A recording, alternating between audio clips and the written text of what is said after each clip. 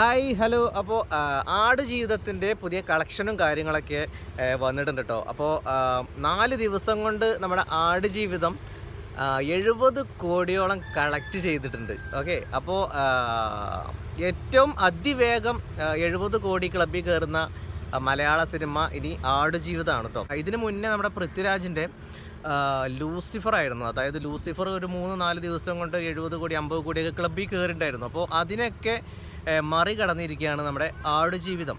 Okay, അപ്പോൾ ഇനി അങ്ങോട്ട് ഒരാഴ്ച കൂടി കഴിഞ്ഞ് കഴിഞ്ഞാൽ ഒരു 100 കോടിയിലപ്പുറം ഇത് കളക്ട് ചെയ്യും എന്ന കാര്യത്തിൽ ഒരു സംശയവും വേണ്ട കേട്ടോ. അപ്പോൾ അതിവേഗം ക്ലബ്ബിൽ കയറുന്ന ചിത്രമായിട്ട് നമ്മൾ ആടുജീവിതം മാറിക്കഴിഞ്ഞു.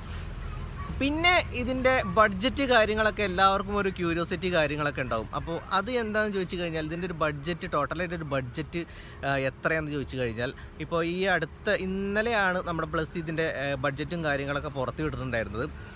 82 കോടിയാണ് കേട്ടോ. അപ്പോൾ ഇത്രയും ആണ് ഇതിൻ്റെ ഒരു ബഡ്ജറ്റ് എന്ന് പറയുന്നത്. അപ്പോൾ ബഡ്ജറ്റ് ഇത്രയും കൂടാനുള്ള കാരണം എന്താണെന്ന് ചോദിച്ചു കഴിഞ്ഞാൽ, കോവിഡ് സമയത്തൊക്കെ ആയിരുന്നു ഇതിൻ്റെ ഒരു ഷൂട്ടും കാര്യങ്ങളൊക്കെ വന്നിട്ടുണ്ടായിരുന്നത്. അപ്പോൾ അതിൻ്റേതായ ബുദ്ധിമുട്ടുകളും കാര്യങ്ങളൊക്കെ ഉണ്ടായത്, ചിലവ് കൂടി, അതാണ് അദ്ദേഹം പറയുന്നത്. അപ്പോൾ അതുകൊണ്ടാണ് ഇത്രയും അധികമായിട്ടുള്ളൊരു ബഡ്ജറ്റ് ഈ ഒരു സിനിമയ്ക്ക് വരാനുണ്ടായ കാരണം. ഓക്കെ, ഇപ്പോഴും നല്ല ഹൗസ്ഫുള്ളായിട്ടാണ് സിനിമ ഓടിക്കൊണ്ടിരിക്കുന്നത്.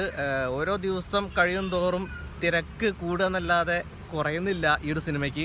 അപ്പോൾ ഈ ഒരു സിനിമ നമ്മൾ കാണുമ്പോൾ ശരിക്കും എനിക്ക് അനുഭവപ്പെട്ടൊരു പ്രശ്നം എന്താണെന്ന് ചോദിച്ചു കഴിഞ്ഞാൽ, കൂടുതലായിട്ടും നമ്മുടെ ഈ മരുഭൂമിയിലൊക്കെ ഉള്ള ഷോട്ടും കാര്യങ്ങളൊക്കെയാണ് അതിനകത്ത് വരുന്നത്. അപ്പോൾ റസൂൽ പൂക്കുറ്റിയൊക്കെയാണ് ഇതിൻ്റെ സൗണ്ട് മിക്സിങ്ങും കാര്യങ്ങളും സൗണ്ടും കാര്യങ്ങളൊക്കെ കൈകാര്യം ചെയ്തിട്ടുള്ളത്. അപ്പോൾ ഇത്രയും ക്ലാരിറ്റിയോടെ നമ്മൾ മരുഭൂമിയുടെ ആ ഒരു പീക്കിലെത്തുന്ന സമയത്തൊക്കെ ഉണ്ടല്ലോ, ശരിക്കും മരുഭൂമിയിലത്തെ ആ ഒരു കാറ്റും അപ്പോഴുള്ള ആ ഒരു അന്തരീക്ഷവും കാര്യങ്ങളൊക്കെ നമുക്ക് ആ ഒരു സൗണ്ടിലൂടെ നമുക്ക് എൻജോയ് ചെയ്യാൻ പറ്റുന്നുണ്ട്. പക്ഷേ നമുക്ക് തിയേറ്ററിനകത്ത് ഇരിക്കുമ്പോൾ ഈ പോപ്കോണിൻ്റെയും അതുപോലെ തന്നെ ചിപ്സിൻ്റെയൊക്കെ സൗണ്ട്, ഇവർ ചവയ്ക്കുന്ന സൗണ്ടും കാരണം നമുക്കിതൊന്നും ശരിക്കും എൻജോയ് ചെയ്യാൻ പറ്റാത്തൊരവസ്ഥ. ഈ ഒരു അവസ്ഥ മിക്കവാറും എല്ലാവർക്കും ഉണ്ടായിട്ടുണ്ടാവും. അപ്പോൾ അങ്ങനത്തെ ഒരു പ്രശ്നം ഞാനിതിന് അനുഭവിച്ചു. ശരിക്കും നമ്മൾ സൈലൻ്റായിട്ട് ഇരുന്ന് കാണേണ്ട ഒരു സിനിമയാണ്. സൗണ്ടിനൊക്കെ അത്രയ്ക്കും പ്രാധാന്യമുള്ളൊരു സിനിമയാണ് ആടുജീവിതം. ഓക്കെ, അപ്പോൾ അങ്ങനത്തെ ഒരു ഇഷ്യൂ എനിക്കുണ്ടായി. ഓക്കെ, അപ്പോൾ ജസ്റ്റ് ഒന്ന് ഷെയർ ചെയ്തെന്നുള്ളൂ കേട്ടോ. അപ്പോൾ സിനിമ കാണാത്തവരുണ്ടെങ്കിൽ നല്ല ഒരു തിയേറ്റർ എക്സ്പീരിയൻസ് മൂവിയാണ് നമ്മൾ ആടുജീവിതം. പോയി കാണുക. Okay, by.